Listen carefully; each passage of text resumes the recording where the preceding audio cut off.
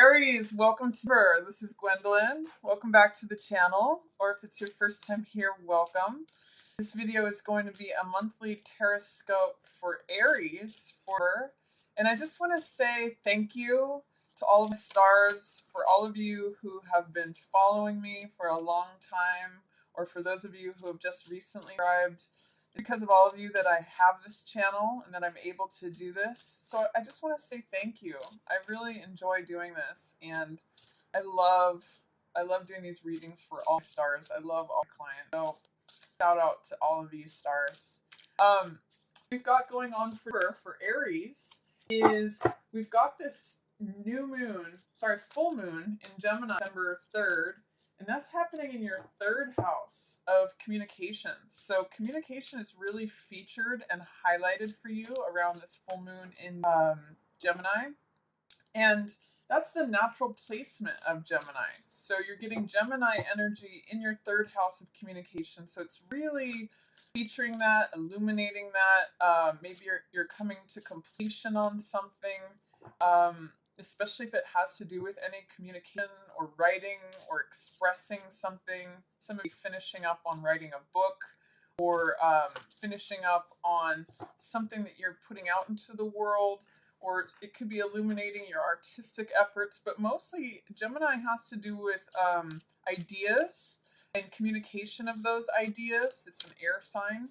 So if there's ideas that you want to communicate around this time, it's wonderfully supportive for you, Aries. Also, we have a new moon in Sagittarius on November 18th, and that's happening in your 9th house of travel, of higher learning, of publication, of things that have to do with other lands, other cultures, and exploration. So if some of you are looking to initiate some new travel plans, it's a wonderful time to do that. I would say maybe hold off on actually making those plans while Mercury is in retrograde. You can look up the dates of that. But it's a great time to set intentions about where you'd like to travel, or if you'd like to begin something new in terms of higher learning, begin a new course that brings you higher learning or explores other philosophies, other cultures, anything that has to do with exploration. Wonderful time to begin that. Aries, or just setting those intentions. Again, during Mercury retrograde, sometimes if we begin things during Mercury retrograde, it can be undone when Mercury goes back direct. But you can still set intentions and say, plant a seed of this is what I would like to create, this is what I would like to bring to myself, this is what I would like to do. You also have that planet of expansion and blessings, Jupiter, in Scorpio. It's going to be there all year for you, and it's in the 8th house of transformation, of things that are hidden coming to the surface, of being reborn or renewed, refreshed in some way. It's the death and rebirth house, and you've got Jupiter hanging out there all year. So there may be a real death and rebirth of something that's going to bring a wonderful new life to something, regarding something that we didn't before and something coming to the surface. So let's see what's coming up for Gemini. Sorry, not for Gemini, for Aries. I'm still on that Gemini full moon. That's going to be a powerful, potent one for you, Aries. Let's see what's coming up for you, Aries, this month in Virgo. Looks like, you know what? This is wonderful. It looks like you may be letting go of an old heartbreak, or recovering from an old heartbreak because of a new truth that is coming in. This is a new idea. Ace of Swords is a revelation card, and it's like having an aha moment. If you're thinking back about any old heartbreaks, disappointment, betrayal, just something that's been heavy on your heart, or even something that you just feel like your heart wasn't whole, this new thought, new idea, new belief, Ace of Swords, is really the truth setting you free. And it's a crowning victory card. It's getting clarity on something that maybe you get clarity on an old heartbreak, or a lack of feeling, something that left you disappointed, or feeling betrayed, or feeling like your heart was not whole. I always say when I see 3 of Swords like this, that you can just pull these thoughts, ideas, or beliefs out of your heart and make your heart whole again. And I'm getting that you're getting insight, clarity, towards the beginning of her, to heal from something, to recover from something, old hurts, old disappointments, old past betrayals or heartbreaks. It really gives you, again, clarity, insight, truth. And I always say when I see this card, the truth will set you free. So this is like a moment of revelation, looking back on something that you hurt your heart. You're getting insight about it. And it may be saying that even though that wasn't satisfying, or in some ways that your wish was not fulfilled, your wishes have not been fulfilled, that you have a new beginning coming here. And I'm seeing that too, along with this full moon in Gemini, where you have the opportunity to feel refreshed. You have the opportunity to feel like there's a new life ahead of you, a new adventure, innocence, hope, trust, belief, and faith, where you just feel like things are fresh again. And coupled with the World card here, now what's interesting is that this is the very first card of the tarot, of the major arcana, and this is the last card of the major arcana. So it's sort of like saying you're entering into this new beginning and you're letting go of this old, something's coming to completion. Again, with that full moon in Gemini. This is the old self of you. You've finished a cycle and you've completed it, potentially regarding a relationship here from the past. And it's giving you the opportunity to go out into the world with fresh new eyes and feel great trust in the world, feel great optimism, and like it's a sunny, brand new day, like all things are new. I love the Fool card because it's both of these. This is a zero card, and this is like a zero here too, where all potential energy, things can be shaped and formed in any direction that you want it to. And I'm seeing really good blessings with a relationship here.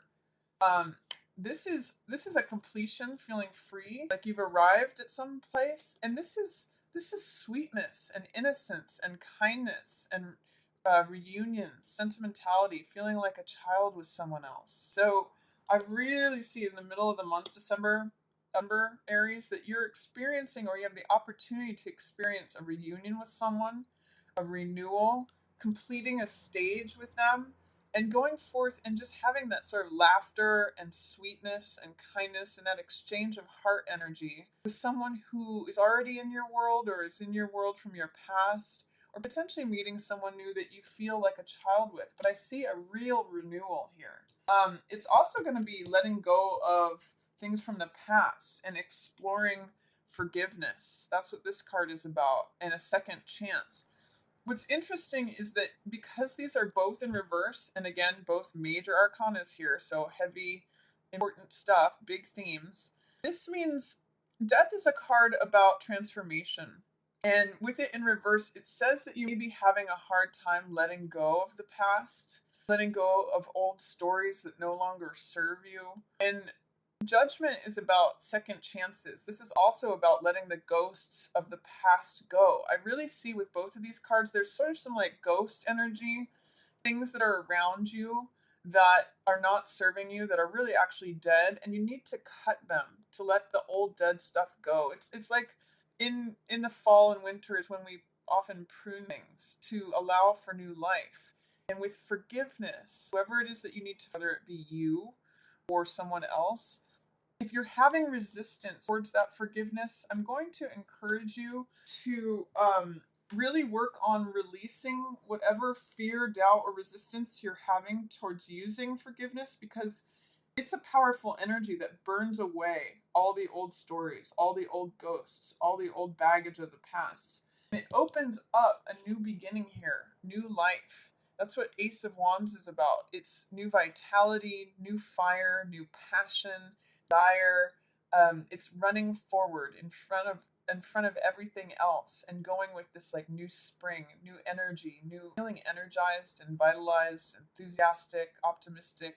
Really echoes this Fool energy. So I'm really seeing her with this double aces, by the way, Ace of Wands and Ace of Swords, as like a new beginning that is full of fresh energy and based upon insight that you're getting, and having new trust and faith and belief and optimism, because there's all this yellow here surrounding death.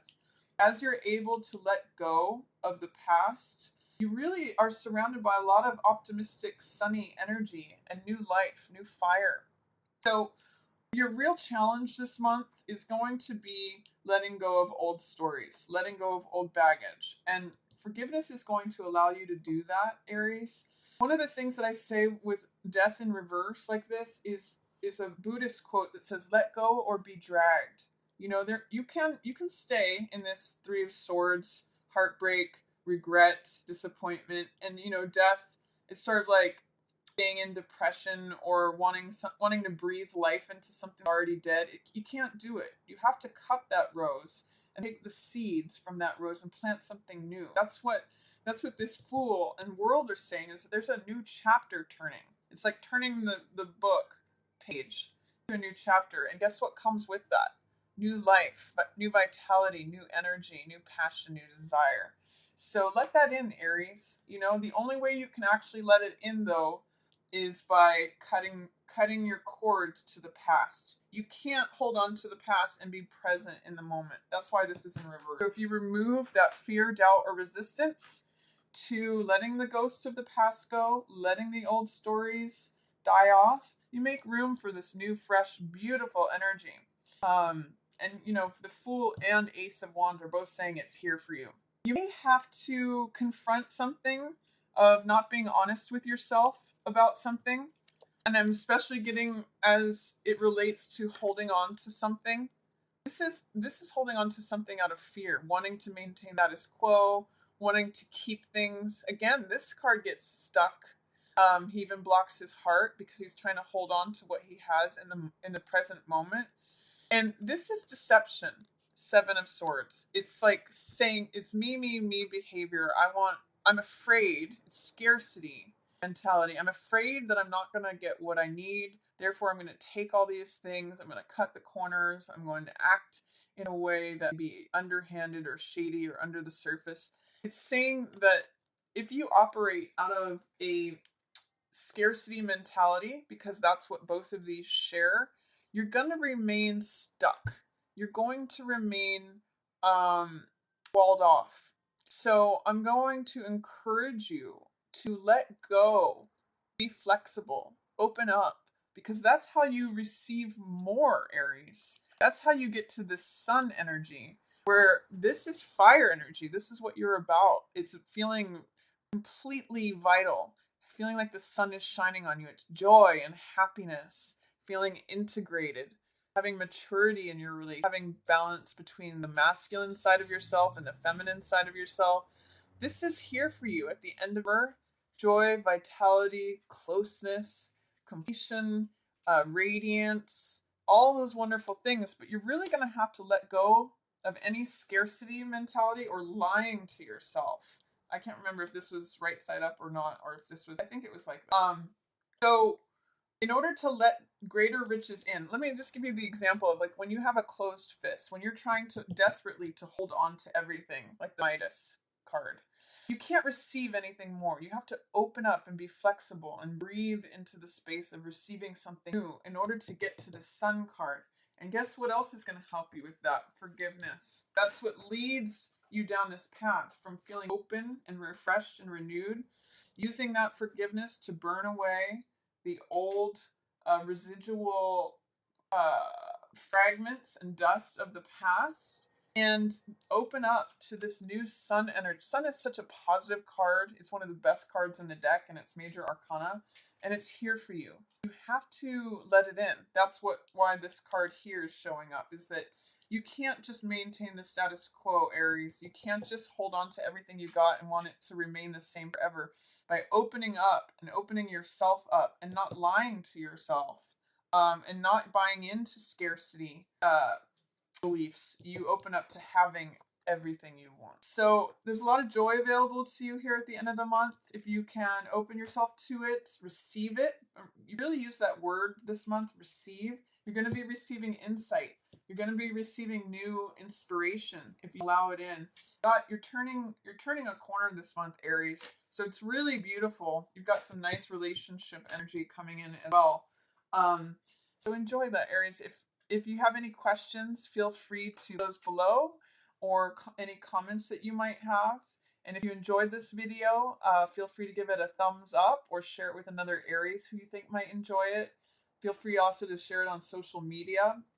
And if you'd ever like to book a personal reading with me, I offer 3 card readings, half-hour readings, relationship readings, hour-long readings, and I do numerology, astrology, cards of destiny, love cards, and tarot. So if you'd ever like to book one of those with me, feel free to email me. I'll have it in the description box below. And as always, I just want to say thank you so much for watching. Yours in the stars.